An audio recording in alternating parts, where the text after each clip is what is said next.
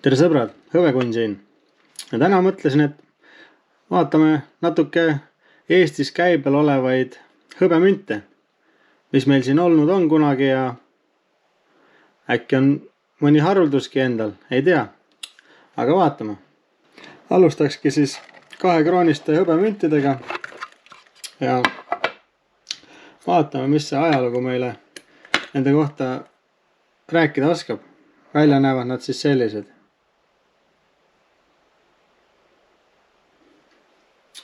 Tuhat 1930 aastal vermitud 2-krooniline münt on Eesti Vabariigi esimene väärismetallist münt. Münt oli mõeldud kasutamiseks igapäevastes käibes ja neid vermiti kokku 1 276 455 tükki.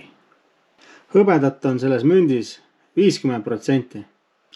See 20. veebruar 1930 käibele tulnud münt valmistas rahvale pettumuse. Kuna tegu oli Eesti esimese hõberahaga, siis oli seda eelnevalt palju reklaamitud ja rahva eeldused olid kõrged. Kui münt lõpuks käibele jõudis, siis leiti, et see on eestlastele solvav. Vajaminev hõbe, et neid münte toota, osteti kokku Inglismaalt. Mündi käibimise ajal oli ka palju võltsinguid liikvel ja enamasti tulid need kõik Tartust. 1930 aastal jäi päris palju inimesi vahele nendega, kes tegid neid samamoodi järgi tinast. Siis prooviti teha järgi veel inglise tinast. Kahtlustati, et asjasse on segatud vervimistöökoja inimesed, kuna nendel oli ligipääs templitele. Ja siis kahtlustati, et nemad on asjasse segatud ja võisid anda neid templeid nendele, kes tinast neid tegid. Või kes teab, äkki tegid nad ise. Aga üldiselt need praagid siis, või need võltsingud tähendab, tulid kõik siis üldiselt Tartu kandist. Sellel antul 2-kroonisel on ka praake, mis enamjaolt on siis kallima hinnaga. 3 põhipraaki siis, mis nende müntide puhul on siis näiteks pikk 1, et siis siin on 1930 aasta siin mündi all servas kirjas ja pikk 1 siis on üks nendest praakidest. Et täna vaatame, kas mul ka siin mõni praak on, kes teab, aga selle mündi tundub kõik korras. Järgmine praak, mis oli E-täht. Ja see E-täht oli siis siin üleval, kus on kirjutatud Eesti Vabariik, siis see E-täht, suur E siis, või nagu pikk E, et see läks siia mündi serva sisse nagu pikk E. Ja sama oli selle 1-ga, mis läks siia alla mündi serva põhimõtteliselt sisse, selline pikem kriips oli ka all. Ja oli ka 3. praak. See oli siis Toompea lossi vasakpoolse torni akna juures tekkinud valuvea tõttu mõra. Ehk siis kuskil vasaku torni juures siin mingisugune mõra. Need on siis 3 tuntumat, aga neid mõra vigu oli tegelikult veel. Aga üldiselt, kui müüakse praak 2-kroonist münti, siis need on top 3 siis vead põhimõtteliselt, mis kerivad hinda üles sellel 2-kroonisel mündil. Ja täna siis vaatamegi, mis siin, kas minul ka mõni praak on. Sellel mündil siis tundub, et ühtegi praaki ei ole. Vaatame, mis mul siin veel on. Järgmine. E ei ole, 1 ei ole. Mul on ikka kõik sellised keskmised, mis on käibel olnud kõik vist. Sellised, või noh, praagid on ka käibel kindlasti olnud, aga mul ei ole praake, lihtsalt tundub siiamaani. Mulle endale põhimõtteliselt tegelikult need Eesti 2 kroonised lihtsalt meeldivad. Mõtlesin nalja pärast võiks selle ühe täis koguda. Ja kuna ta veel oli Eesti esimene hõbemünt ka, muidugi neid tehti nii palju nagu üle miljoni. Ja kes teab, palju neid koopiaid veel ajaga juurde tuli. Aga selles mõttes, et mulle meeldib ta välimus ja mõnus on ikka hõbedat käes hoida. Väga hinge. Aga no maitse asi. Kes kogub mida iganes. Peast midagi kogud.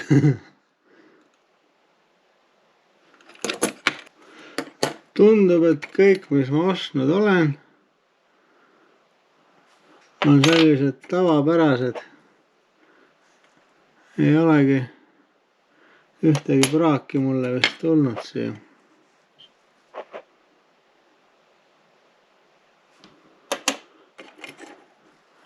Sõbrad, minul ei olnud siis ühtegi suure E-ega number 1 praaki. Ja mõnes mõttes see võib-olla, pole hullu tegelikult, sest mulle need mündid igati pidi meeldivad. Selle mündi kaal oli siis põhimõtteliselt 12 grammi ja läbimõõt 30 millimeetrit.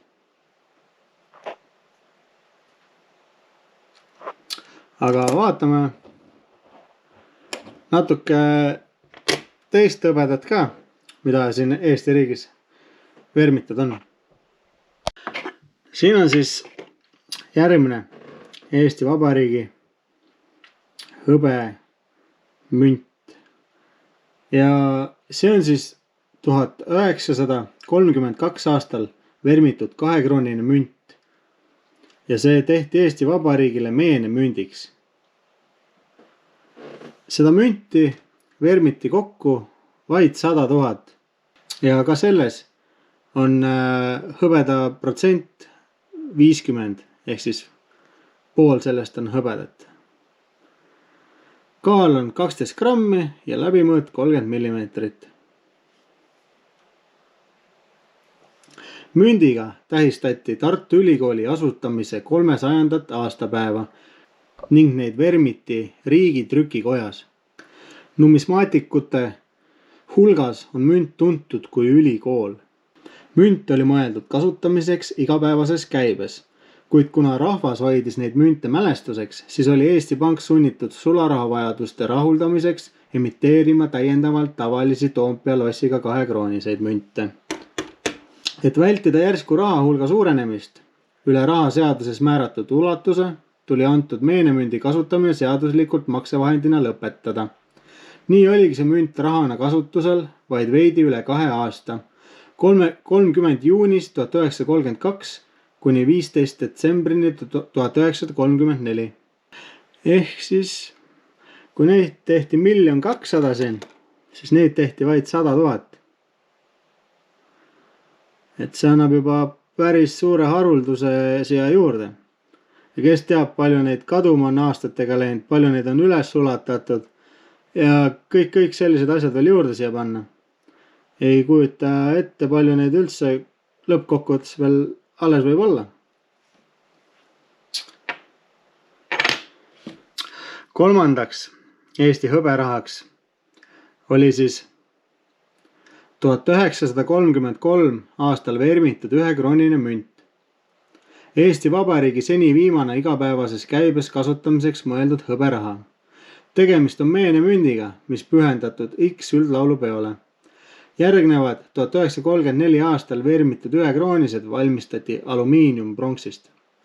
Ehk siis see on viimane hõberaha, mis meil Eestis käibel oli. Päris ilus. Kaal on sellel mündil siis 6 grammi ja läbimõõt 25,25 millimeetrit.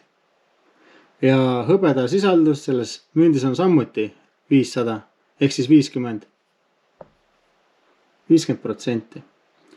Selle mündi tiraaž oli 350 000. Analoogiliselt Tartu Ülikooli mälestusmündiga kadus see münt kiiresti käibelt. Rahvale kujundus meeldis ja need jäeti mälestuseks. Et vältida järsku rahahulga suurenemist, tuli antud meenemündi kasutamine seadusliku maksevahendina lõpetada. Nii oligi see münt rahana kasutusel vaid veidi üle 4,5 aasta. 20.06.1932 kuni 1.02.1937. Ehk siis veidi üle 4 aasta oli ta ainult kasutusel, kuna inimesed kogusid neid nii rängalt ja neile meeldis see välimus. Antud mündil on ka siis praak ja minul praaki ei ole, aga siin üleval taga küljel, kus on Eesti Vabariik, siis praak on, kui sul on pikk V-täht. Et see oli siis selle mündi praak. Minul on päris ilusas seisus see münt, võiks öelda isegi. Ja lõpetuseks võib-olla räägikski umbes hindadest. Et alustame siis sellises järjekorras, kuidas me alustasime ja siis võtaksid ühe 1930 aasta 2 kroonise ja üldiselt siis 2023 aastal liiguvad need mündid umbes seal alates 10 eurost kuni 25 euroni. Sellises vahemikus on siis üldiselt sellised korralikud 2 kroonised hõberahad, mis meil kunagi käibel olid. Järgmiseks võtaks siis ülikooli 2 kroonise 1932 ja need on hinnaklassis siis enamjaolt alates seal 50 eurot kuni ütlekski 50-60 eurot umbes sinna kanti nad lähevad aasta 2023. Ja nende tiraas oli siis vaid 100 000 ja neid kõiki teisi on rohkem, et tegelikult peaks need kõige haruldasemad olema loogiliselt, kui nii võtta. Aga kes teab, kui palju neid asju üles ulatatud on või kellelgi kodus peidus, et ega seda ei tea ju reaalselt. Ja palju neid praake siis üldse liikvel on. Ja kolmandaks mündiks siis üldlaulupidu. Selle hinnad jäävad siis kusagil alates 100 eurost sinna, ütleme 120-130 kanti. On siis täiesti tavalised. Muidugi ma siis ei räägi praegu nendest, mis on siis Google sinna kodadesse saadetud, kus on pandud need plastmass sellised karbikesed ümber ja mis on sellised hästi haruldased, puutumatud sellised võib-olla. Et kindlasti selliste asjade hinnad on 10 korda kallimad ja kindlasti on praakide hinnad kallimad. Aga kui rääkidagi siis nendest täiesti tavalistest, mis ei olnud praagid, mis olid käibel, ilusad, sellised normaalsed, siis nende hinnad umbes nii jäävad. Kui sulle selline video meeldis ja tahka tulevikus midagi tavalist näha, hakka minu kanalit jälgima, pane videole like ja räägi kommentaarides kaasa. Kas omad ise ka mõnda sellist münti, kas sulle meeldis või kas sulle üldse meeldivad sellised mündid. Ja näeme juba järgmises videos. Tšau!